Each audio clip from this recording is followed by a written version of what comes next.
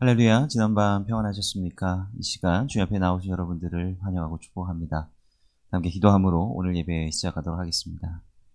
사랑과 은혜가 충만하신 아버지 하나님 감사합니다. 오늘 주님께서 우리에게 새로운 하루와 또 새로운 생명을 허락하여 주시니 감사드립니다. 오늘 하루 주님 앞에서 시작합니다. 하나님께서 이 시간을 복되게 하여 주시고 우리의 심령 가운데 더욱 귀한 믿음의 확신을 허락해 주시길 소원합니다. 하나님, 주님 앞에서 우리가 어떻게 살아가야 될지, 무엇을 위해서 살아가야 될지, 무엇을 쫓아서 살아가야 될지 분명히 깨닫는 영적 분별함과 지혜를 허락하여 주시옵소서. 예수의 이름으로 감사하며 기도드립니다. 아멘. 오늘 함께 나눌 말씀은 욥기 9장 1절부터 10절까지의 말씀입니다. 욥이 대답하여 이르되 진실로 내가 이 일이 그런 줄을 알거니와 인생이 어찌 하나님 앞에 의로우랴. 사람이 하나님께 변론하기를 좋아할지라도 첫 마디에 한 마디도 대답하지 못하리라. 그는 마음이 지혜로우시고 힘이 강하시니 그를 거슬러 스스로 완악하게 행하고도 형통할 자가 누구이랴. 그가 진노하심으로 산을 무너뜨리시며 옮기실지라도 산이 깨닫지 못하며 그가 땅을 그 자리에서 움직이시니 그 기둥들이 흔들리도다. 그가 해를 명령하여 뜨지 못하게 하시며 별들을 가두시도다. 그가 홀로 하늘을 펴시며 바다 물결을 밟으시며 북두성과 삼성과 묘성과 남방의 밀실을 만드셨으며 측량할 수 없는 큰 일을 셀 수 없는 기이한 일을 행하시느니라. 아멘. 오늘 욥기 9장 1절부터 10절까지의 말씀을 함께 나누었는데요. 오늘 우리가 나눌 말씀은 9장과 10장 이 전체에 걸쳐 있는 그 친구의 말에 대한 욥의 반박입니다. 빌닷이 바로 하나님께서 의로운 심판자가 되신다라고 하는 그 요지를 말하지 않았습니까? 그러니까 너희 자녀들도 문제가 있을 수 있고 네 스스로도 문제가 있으니까 그것을 분명하게 잘 돌아봐라. 하나님께서 분명히 의로운 심판자가 되시는데 너한테 너희 자녀들에게 그 문제가 있지 않겠느냐라고 하는 거예요. 이러한 빌닷의 말에 이제 욥이 답변을 하는 거죠. 우리가 오늘 읽은 첫 번째 구절의 말씀을 보면 이렇게 되어 있죠. 진실로 내가 이 일이 그런 줄을 알거니와. 알고 있다라고 하는 거예요. 누가 그걸 모르느냐라고 이야기를 하는 겁니다. 하나님께서 의로운 심판자가 되시고 당연히 정의의 그 기준을 분명히 세우시는 줄을 내가 안다 이거예요. 그런데 욥은 중요한 문제 제기를 하고 있습니다. 그 다음 구절 보시면 인생이 어찌 하나님 앞에 의로우랴라고 이야기해요. 제가 지난 시간에도 이에 대해서 언급을 해드렸습니다. 분명히 하나님께서는 의의 심판자가 되신 것이 맞습니다. 당연히 악을 심판하시고 의로운 자를 칭찬하시고 세우시는 그런 하나님이 분명히 맞다라고 하는데 근데 도대체 어느 누가 하나님 앞에 의로운 자로 설 수 있겠느냐라고 하는 거예요. 욥의 친구들이 하는 말을 곰곰이 들어보면 당연히 사람을 탁탁탁 털어가지고 문제가 안 생길 만한 사람이 있겠느냐라고 하는 거예요. 그런 식의 논리라고 한다면 하나님 앞에서 도대체 어떤 사람이 도대체 의로울 수 있겠느냐라고 하는 겁니다. 하나님께서 그 허물을 찾으시고 보시고자 한다라고 한다면 누가 그것을 숨길 수가 있겠느냐라고 하는 거예요. 그 우리 문화 가운데 체면이라고 하는 문화가 있지 않습니까? 체면이 뭐죠?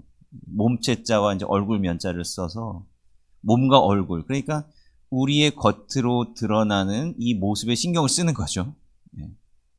뭐 속은 어떤지 모르겠지만 적어도 우리의 외적으로 드러나는 모습이 다른 사람들에게 그럴싸하게 보이기 위해서 뭐 꾸미기도 하고 뭐 이런 거 아니겠습니까? 그런데 그 체면을 차리는 것 중에 중요한 것 중에 하나가 뭐냐면 내가 잘 모르는데 아는 척하는 것도 체면의 일종입니다. 뭔가 다른 사람하고 말을 주고받아요. 어떤 말을 들었는데 내가 그 말의 의미를 잘 모릅니다. 그런데 마치 아는 듯이 뭐 우리가 이런 걸 그 정치인들이 뭐 청문회나 뭐 국정 질의할 때 많이 보지 않습니까? 이 국정 담당자가 뭐 모든 걸 다 알 수는 없는 노릇이죠, 그죠? 그런데 모르는 걸 티를 내면은 금방 공격이 들어오니까, 그리고 이제 전문성이 의심받으니까 당연히 모름에도 불구하고 아는 척을 한다라고 하는 얘기입니다. 아, 저 다 알고 있습니다. 이미 들어서 알고 있습니다. 뭐 이렇게 얘기를 하는데 계속해서 집요하게 질문을 하다 보면 모른다라고 하는 게 금방 들통나게 된다라고 하는 것이죠. 그러니까 사실 체면이라고 하는 것은 어떤 면에서는 중요하기는 하지만, 그런데 이 체면이라고 하는 것 때문에 내가 배워야 될 것을 배우지 못할 때가 많이 있다라고 하는 것을 분명히 깨달아야 된다라고 하는 거예요. 그 그리스 철학자 가운데 굉장히 유명한 사람이 소크라테스 아닙니까? 소크라테스라고 하는 이 사람이 주로 했던 게 뭐예요? 질문이잖아요. 계속 끊임없이 질문을 던집니다. 그러면은 당대의 소피스트라고 하는 아주 모든 것들을 다 잘 알고 이 유식한 척을 하는 그런 사람들에게 질문을 던지는 거죠. 그 사람들은 나름대로 그 질문에 대한 답을 정확히는 알지 못해도 자기네들이 알고 있는 그 모든 지식을 동원해서 그럴싸하게 포장해서 이야기를 하고 할 수 있잖아요, 그죠? 그래서 나름대로 체면이죠. 내가 그걸 잘 모르는데 내가 알고 있는 것을 모든 걸 동원해가지고 아는 것처럼 포장해서 표현을 한단 말입니다.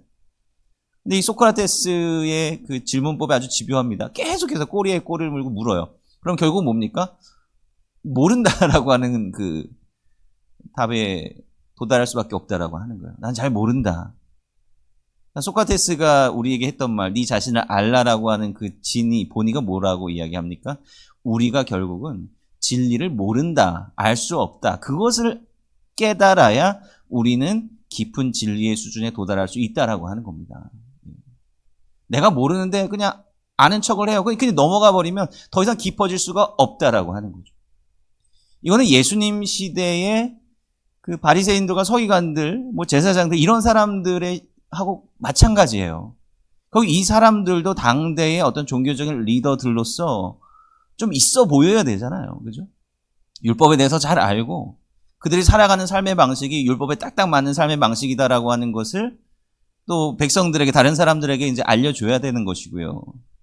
분명히 그들 마음 가운데서도 구원에 대한 확신, 정말 내가 이렇게 해서 하나님의 구원을 받는 거 맞는 것인가? 내가 정말 잘하고 있는 것인가? 그런 의심이 그들의 마음 가운데 없었겠어요?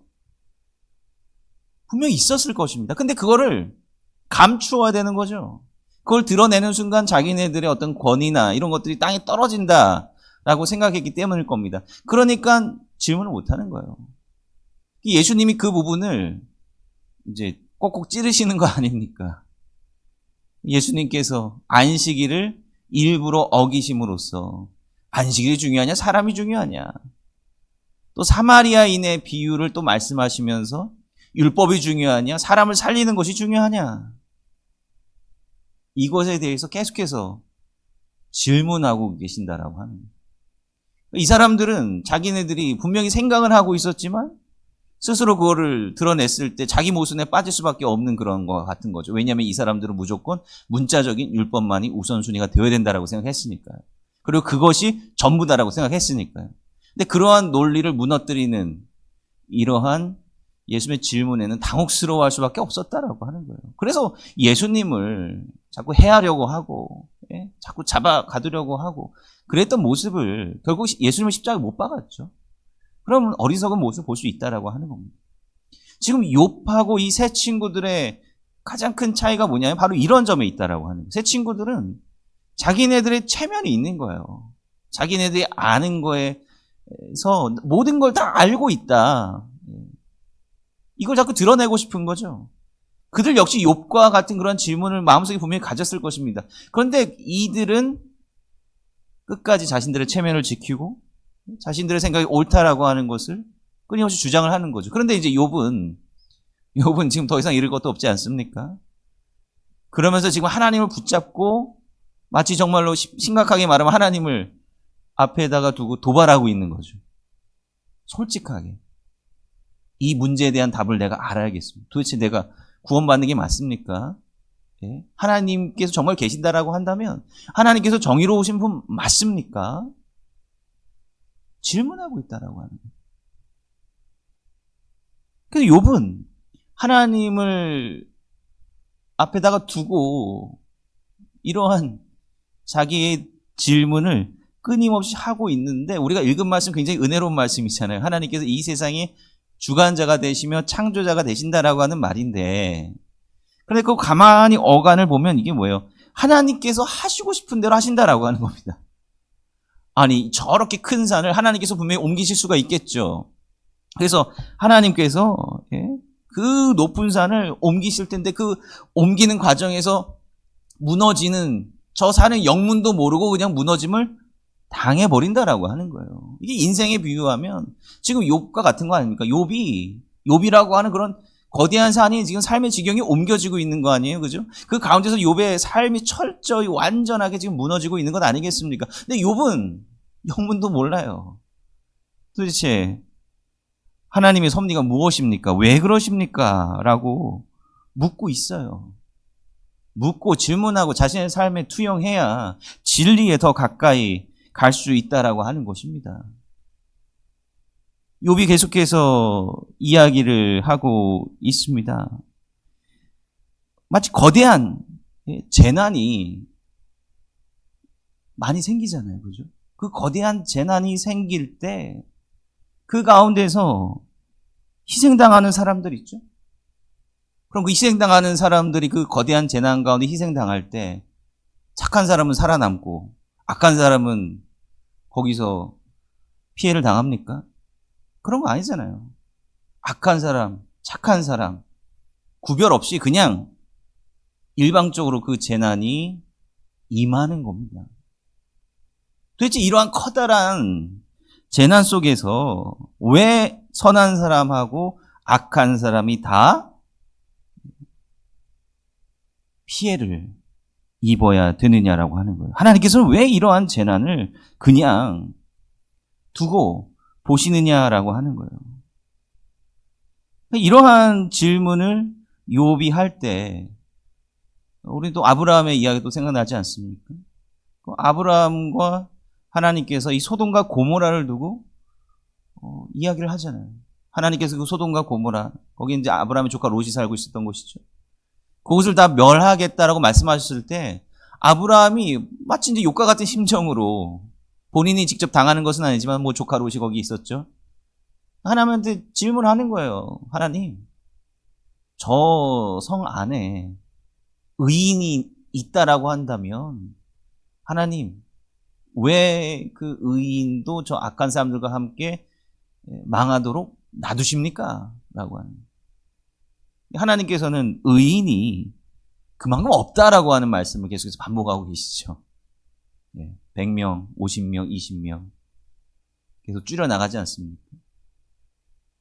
하나님께서는 그곳 가운데 의인이 없다라고 하는 것을 말씀하시고자 하는 겁니다. 그 아브라함과 이제 소돔과 고모라에 대한 이야기는 그런 방식으로 뭐 이해가 어쩌면 가능할 수도 있겠습니다. 의인이 없으니까 하나님께서는 거기를 심판하신다. 그런데 반대로 지금 욥의 상황은 뭐예요? 다른 사람은 다 멀쩡한데 의인인 욥만 지금 고난 가운데 처해 있다라고 하는 겁니다. 이것은 도대체 어떻게 설명해야 되겠느냐라고 하는 거예요. 욥은 이런 문제의식을 지금 표출해내고 있다라고 하는 겁니다. 소돔과 고모라의 그 재앙과 지금 욥이 당하고 있는 그 고난, 한쪽은 악한 사람들이 받는 재앙, 그리고 욥에 당하는 고난이라고 하는 것이 정말 상반된 성격을 가진 것 같아 보이지만, 근데 하나님의 커다란 섭리에서 바라보면 비슷할 수 있어요. 어떤 면에서 비슷하냐? 바로 고난이라고 하는 것을 통해서 하나님께서는 하나님의 오묘한 섭리를 보여주시고, 또한 어떻게 살아가는 것이 하나님의 뜻에 합한 것인가를 보여주신다라고 하는 거예요. 즉 고난이라고 하는 것을 통해서 하나님께서 우리의 삶에 대한 중요한 메시지를 전해주고 계신다라고 하는 거예요. 소돔과 고모라의 예를 통해서는 하나님께서 무엇을 말씀하십니까?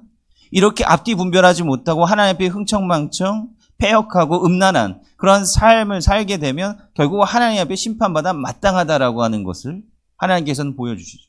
이것을 아브라함으로 하여금 목도하게 하시면서 아브라함을 통해서 그 아브라함의 자손들을 통해서 이루어져갈 그 공동체, 하나님의 공동체라고 하는 것이 어떠한 모습으로 세워져 가야 되는가, 어떠한 거룩한 모습으로 세워져 가야 되는가, 이것을 보여주시는 그런 경고의 의미로 받아들일 수도 있습니다. 근데 욥이 당하는 고난은 무엇입니까? 욥은, 이 고난은 욥으로 하여금 끊임없이 계속해서 질문하게 한다라고. 계속해서 질문하게 한다라고. 욥은 의인이었습니다. 욥은 정말로 하나님 앞에 완전한 자라고 불려도 손색이 없을 만한 그런 사람이었어요. 그런데 욥이 간과하고 있었던 것이 뭐냐면, 모르고 있었다라고 하는 것은 뭐냐면, 고난당하는 자의 마음을 욥은 알지 못했다라고 하는 거죠. 알지 못했다라고 하는 거예요. 아까 체면에 대해서 말씀드렸는데, 체면도 생각하지 않고 절박한 심정으로 질문하고 거기에 달려드는 이유가 뭐죠? 내가 그만큼 절박한 상황에 처해 있기 때문에 그렇다고 합니다. 체면이라고 하는 것도 여유가 있어야 부릴 수 있는 겁니다. 그죠? 여유가 있어야 체면도 부릴 수 있는 거예요. 지금 내가 죽게 생겼는데, 내가 망하게 생겼는데, 체면이 무슨 소용입니까? 무슨 소용이에요? 우리가 조선시대 쇠락해가는 그 조선 후기 양반들 모습을 보잖아요. 그죠? 가족은 다 길거리에 나앉게 생겼는데, 여전히 갓쓰고 서책에만 매달려 있는 그런 모습, 여전히 체면에만 매달려 있는 모습, 그 모습이 비정상적으로 보이는 것 아니겠습니까? 절박한 상황인데 소매를 걷어붙이고 무엇이든 해야 되는 것 아니겠습니까? 욥은 자기에게 닥친 이러한 갑작스러운 고난 앞에서 모든 것을 다 내려놓고 지금 하나님 앞에 질문함으로써 삶의 본질적인 부분에 한 발자국 한 발자국 더 나아가고 있다라고 하는 거예요. 우리가 나중에 보게 되겠지만 욥이 고난을 당한 이전과 그 이후의 삶은 완전히 달라집니다. 물론 겉으로 봤을 때는 비슷할지도 몰라. 옛날로 다시 돌아간 듯한 욥의 모습을 보게 되게 하겠지만, 그러나 이 고난을 당한 자의 그 경험을 한 자로서의 어떤 욥의 모습은, 욥의 마음은 완전히 달라져 있다라고 하는 것입니다. 그리고 이 욥이 이러한 질문을 던지면서 하나님 앞에 타박이라고 해야 될까요? 불평하는 그게 뭐냐면 하나님과 인간의 비대칭성입니다. 비대칭성. 이게 뭐냐면 하나님과 인간이 동일하지 않다라. 당연한 말이죠. 하나님과 인간이 어떻게 동일할 수가 있겠습니까? 32절 우리가 읽진 않았지만 9장 32절 한번 볼까요? 하나님은 나처럼 사람이 아니신 즉 내가 그에게 대답할 수 없으며 함께 들어가 재판을 할 수도 없고 우리 사이에 손을 얹을 판결자도 없구나. 여기 재미난 말을 하죠. 그러면서 그 다음에 이제 하나님이 아주 엄청난 능력을 가지신 분임에도 불구하고 하나님이 엄청난 힘으로 나를 짓누르고 있다라고 하는 이야기를 계속해요. 그러니까 욥이 말하는 것을 쉽게 얘기하면, 아니 하나님하고 나하고 나는 지금 하나님과 좀 싸우고 싶은 거예요. 내가 지금 당하는 이 고난이 너무 부당하다는 생각에 하나님과 싸우고 싶은데 하나님은 싸움의 대상이 아니거든요. 워낙에 지금 저 높은 곳에, 욥의 생각으로는 저 높은 곳에 계셔가지고 엄청난 힘을 가지시면서 뭐 하시고자 그 마음 내키시는 대로 그냥 변덕스러운 대로 욥이 생각하는 마음입니다. 나는 아무 잘못도 없는데 나에게 이런 시련을 주시는 하나님하고 내가 어떻게 대등하게 논쟁하고 싸울 수 있겠느냐라고 이야기를 하고 있는 거예요. 하나님하고 나하고 어떻게 대등하게 싸울 수 없다라고. 그러니까 나는 억울하다 이거예요. 욥은 억울합니다. 여러분들 여기에 대해서 어떻게 생각하십니까? 우리는 이 성경을 읽을 때 전체적으로 좀 물론 한 구절에 집중해서 읽어야 되는 경우도 있지만 전반적으로 우리가 생각을 해야 된다라고 하는 거예요. 욥의 이야기가 또 특히 그렇습니다.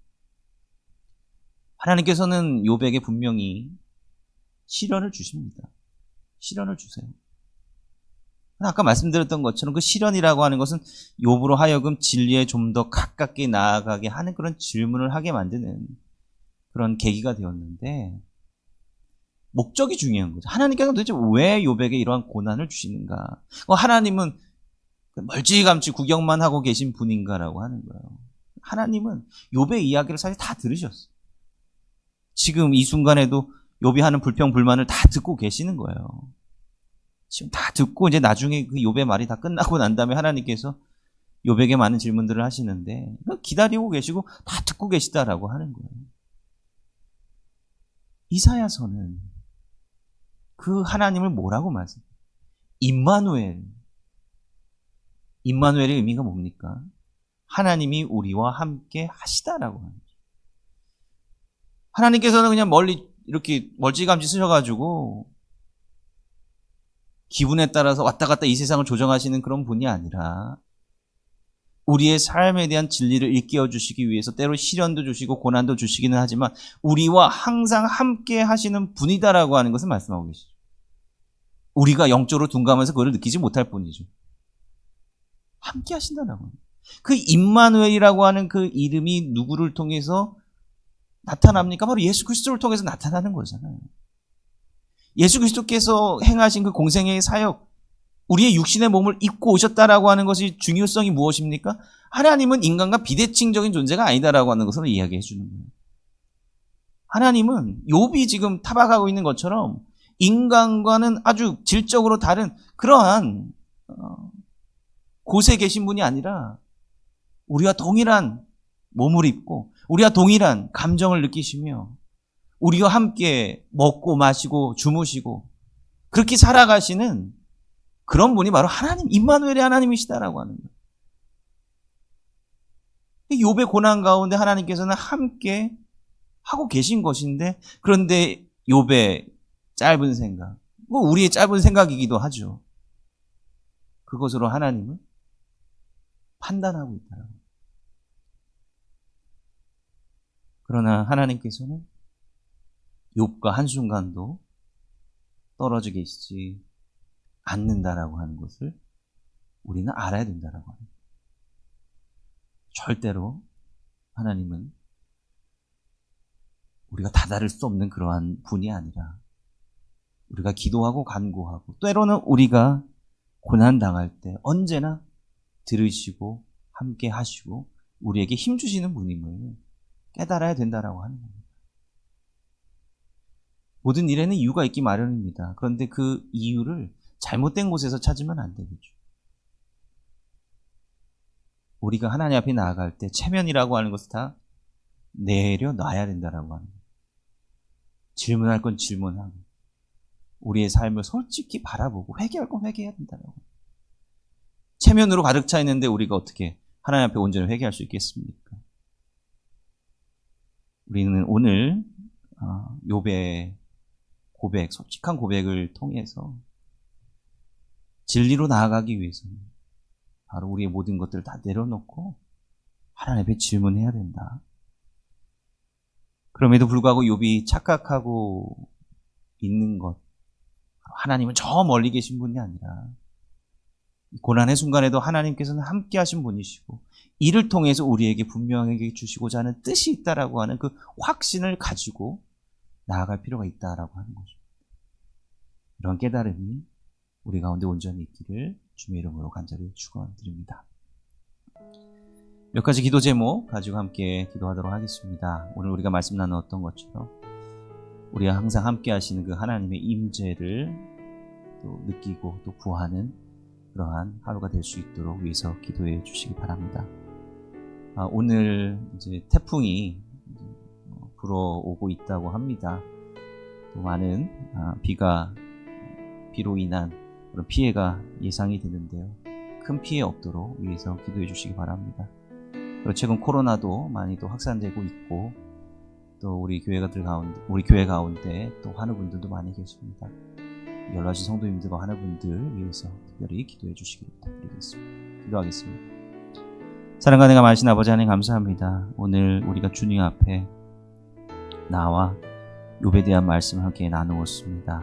주님, 우리가 주님 앞에서 체면 차리고 우리 스스로의 허물을 다른 것으로 덮는 그러한 삶을 사는 것이 아니라 주님 앞에서 우리의 모든 것을 내려놓고 우리 스스로 솔직하게 우리 자신을 들여다볼 수 있는 그러한 마음을 주시기 원합니다.